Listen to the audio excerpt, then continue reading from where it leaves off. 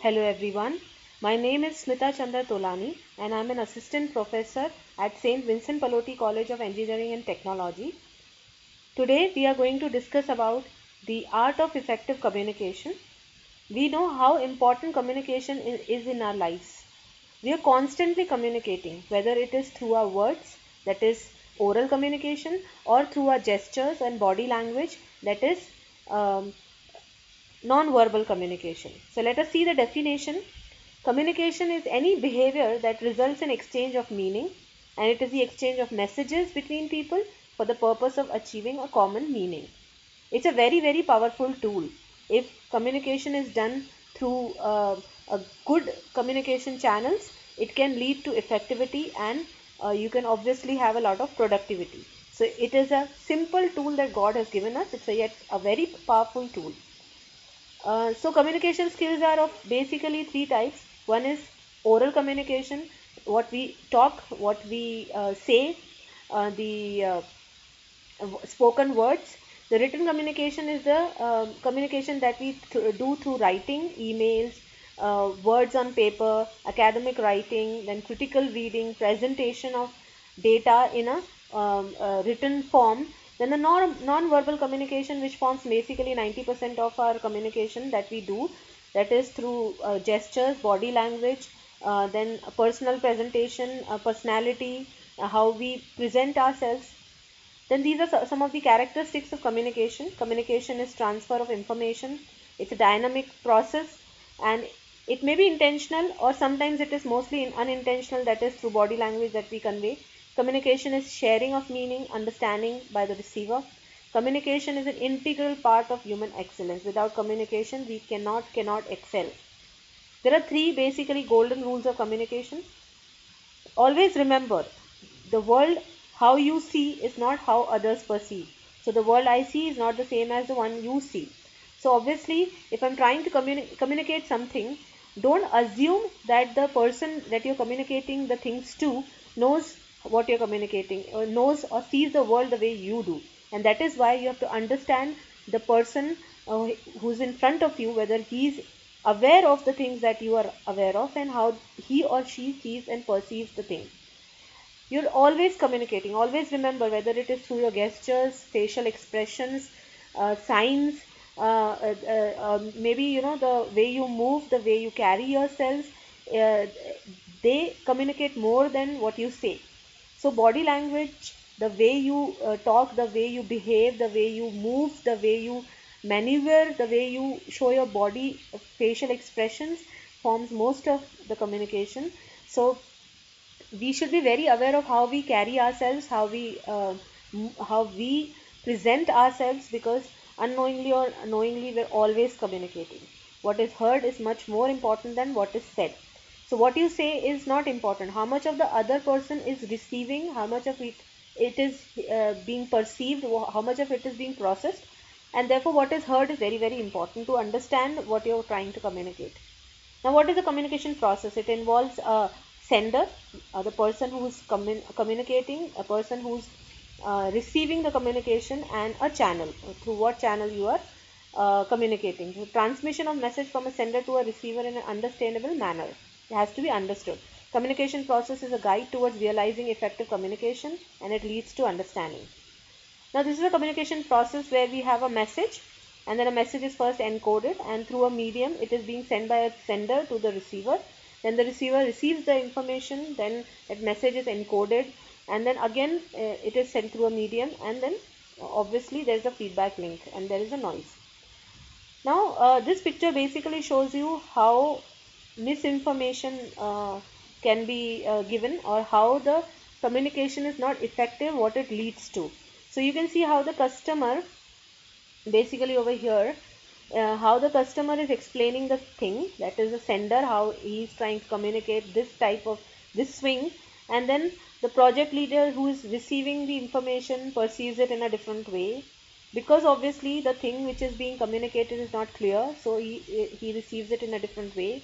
Then the engineer who designs it in a very different way, because he does not understand what the project leader told him.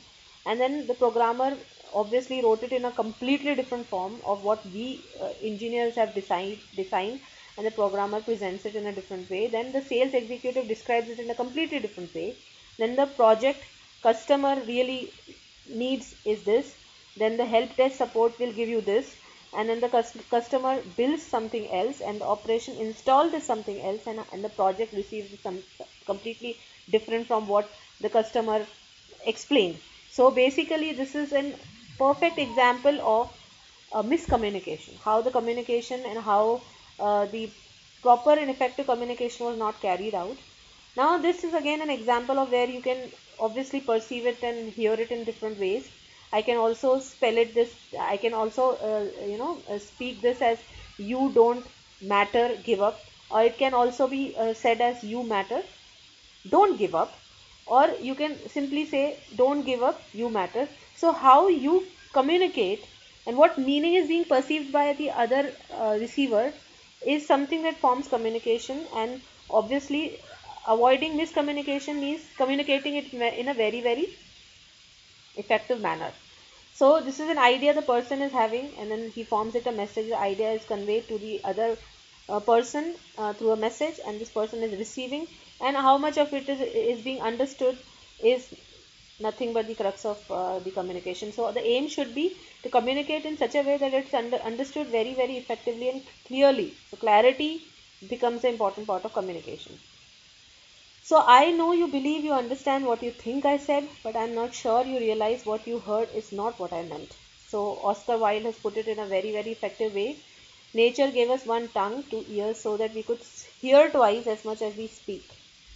So what are the communication stoppers? Obviously, not clarity. If you're not clear in your expression, so obviously there will be problems in understanding what you're trying to convey. Then judging the other person, that is obviously the form of communication stopper.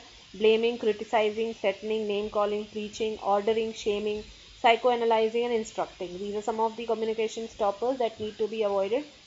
Building a powerful vocabulary is obviously a good language is contagious. Now we have seen many teachers, I'm in the field of education, so we have seen many teachers who have immense knowledge but they cannot communicate, and therefore they are not good teachers. So to be a good teacher or to be a good communicator, you need to build up your vocabulary. So good language is always very very contagious. So if you really have a lot of knowledge but you can't communicate, you are very bad in communicating, you don't have the power of vocabulary with you, then you won't be able to give the ideas to the people, and it won't be received in a very clear way, and all your efforts would go to vain. If you want to develop a vocabulary, you need to keep a dictionary with you. Read and read, obviously. And word of the day strategy. So remember a word every day and try to find its meaning and pronunciation. Become a human thesaurus. Word puzzles, games, do all those things to enhance your communication. And eliminate foul language. Try to use quality in your language. The art of communication involves the two V's. Okay, the conversation skills, uh, vocabulary, small talk, remembering names, eye contact, body language, making a presentation, dealing with difficult people and situations in an effective way, giving and receiving compliments, telephone manners, mobile phone etiquette. These are very, very important forms of communication. Benefits of communication for students basically is you get a job you want because communications obviously impresses the interviewers. You gain promotions because you can effectively communicate, you can effectively convey your ideas, and you can convey your projects to the clients. Leadership, obviously good communicators are always good leaders. Being productive on your job, relating positivity to others because you'll be able to communicate your ideas and you can gain support from others. Assuring success for your organization. Now, these are some of the communication recent findings. The research conducted in 2000 by NACE identified that top 10 characteristics of employers seek in candidates. Communication topped the list. A survey of 224 graduate ranked communications as the most important areas of knowledge both for securing employment and for getting promotions. A survey of 6,000 people conducted by Young Executives magazine found that most annoying habit of bosses was poor communication. So obviously from these we can conclude that communication is vital for a success of a person in any field whatsoever. So this basically sums up a good burger. This you can consider as if you want to eat a burger, you obviously don't want that your any of the layers of this burger like lettuce or cheese or patty or bun should be missing. You want everything to, enjoy a burger, and therefore this forms basically the important and effective communication scheme.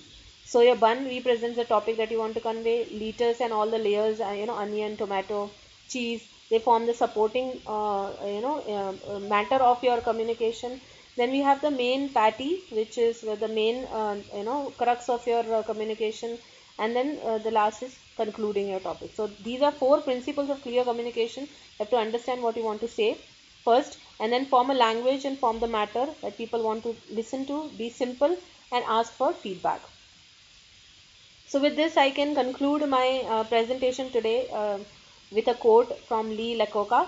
He says that you can have a brilliant idea if you can, but if you can't get them across to people, your ideas won't get you anywhere.